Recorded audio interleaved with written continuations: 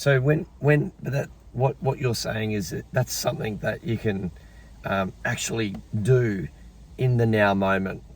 When I'm talking about a desire like a Ferrari, there's obviously some sort of gap between, okay, I'm looking around, I'm not driving a Ferrari right now, but that's my desire. So how does that desire, which hasn't quite actualized into reality yet, translate? Tell us more. So when someone has a desire about whatever, I want a Ferrari, I want to have a beach house, like feel very strongly about that thing.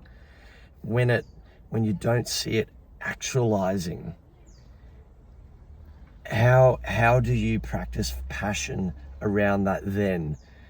Is it, and I guess we hear different law of attraction methods like, you've got to know that you have it now, like practicing, I already have that thing. When the physical reality is, well, I'm pretending that I have that thing now, but it hasn't actually come here yet.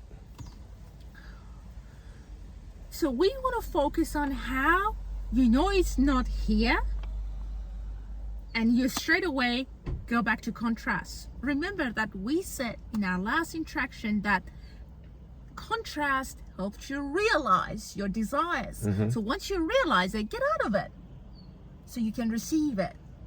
But by you remembering, by all of you guys remembering, oh damn it, it's again today and I still am not driving my car.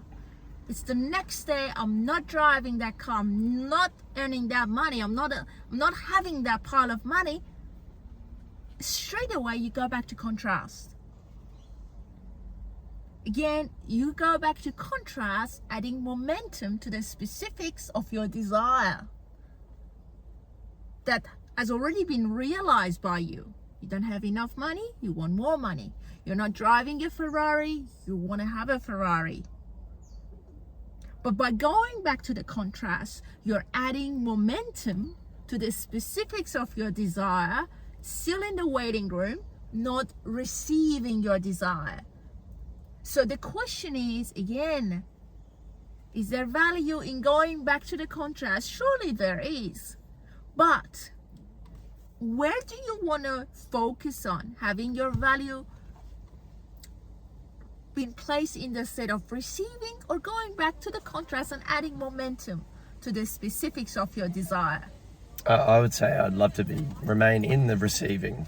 But in the receiving, as you come to the realization, okay, I surely want to receive. I've done enough of this contrast, waking up to no Ferrari and reminding myself of, again, today I'm not driving my car.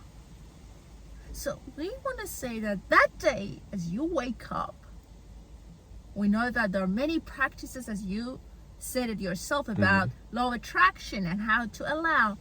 But we want to say, make that absence, because it's a perception. It's not your truth. You can make it your truth, but it is not the truth. It is just practicing the absence of what you have already accomplished through the contrast. Now, we know that vibrationally, you heard this, you've already accomplished it through the contrast. So why would it matter if it's not physically present? I've already accomplished my Ferrari, through the contrast. So why would it matter if it's not parked outside? I've already accomplished it through the contrast. Why would it matter if it's not parked outside?